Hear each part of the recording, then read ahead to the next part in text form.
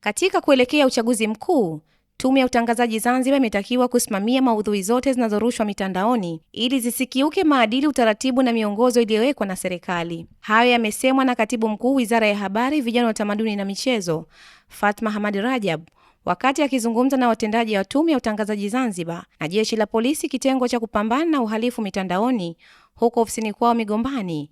Amewataka kuchukua hatua za kisheria katika kuwadhibiti watakaovunja sheria kwa kurusha maudhui zisizokidhi maadili. Tunakwenda katika uchaguzi mkuu wa 2025 kwamba tayari dunia sasa hivi tumeiweka kwenye kiganja, na tunajua kuna watu wasintofahamu zao tu wao wenyewe wanapenda kufanya machafuzi. At least tu nchi yetu iwe katika machafuko ambayo kutakuwa hakuna amani na utulivu. Kwa hiyo sisi kama ni wanahabari, lakini na nyinyi kama ambao mmepewa majukumu ya kushughulikia vitu kama hivi, kwa hiyo na kuombeni sana tufanye kazi kwa karibu sana.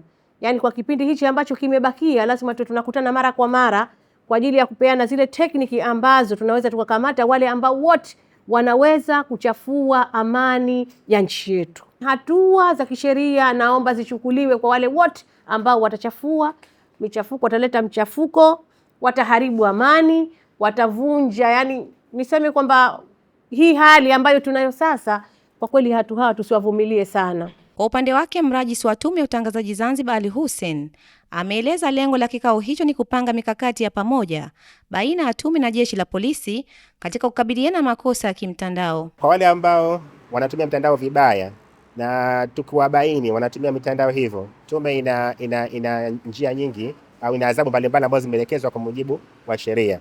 Sheria tunayotumia ni sheria ya utangazaji namba 7 ya mwaka 97 na kanuni za maudhui ya utangazaji, hasa maudhui ya mtandaoni.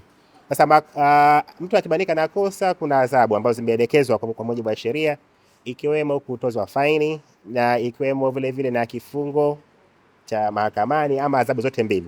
Kama jeshi la polisi tumejipanga vizuri katika kukabiliana na makosa ya kimtandao kwa kushirikiana na wadau tofauti kama TCRA, watoa huduma za mitandao, service provider, Tume ya Utangazaji Zanzibar. Kutokana na mabadiliko ya kidunia, vijana hawana budi kutumia mitandao ya kijamii, lakini tuwakumbushe kuzingatia sheria na miongozo ya serikali ili kutojiingiza katika uvunjifu wa amani na makosa ya kimtandao. Amina Omar, Al-Fatah TV Online. Kutokana na thamani na kujali taarifa kutoka sehemu mbalimbali, Al-Fatah TV Online inaomba ushirikiano wako mtazamaji, kutoka popote ulipo, kutupa taarifa za matukio mbalimbali ili tuyafanyie kazi na kuyarusha hewani, kama vile taarifa, habari, mikasa au matukio. Si hayo tu, pia unaweza kutupa taarifa kuhusu watu wanaokabiliwa na matatizo mbalimbali ya kimaisha ili tuyafanyie kazi kupitia jumuiya yetu ya kutoa misaada muhimu ya kijamii, Al-Fatah Charitable Association Zanzibar.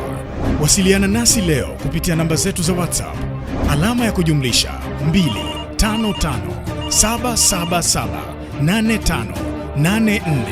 25577858490. Wasilisha kwetu leo, tuifikishe kwa jamii leo. Al-Fatah TV Online, dira ya umma.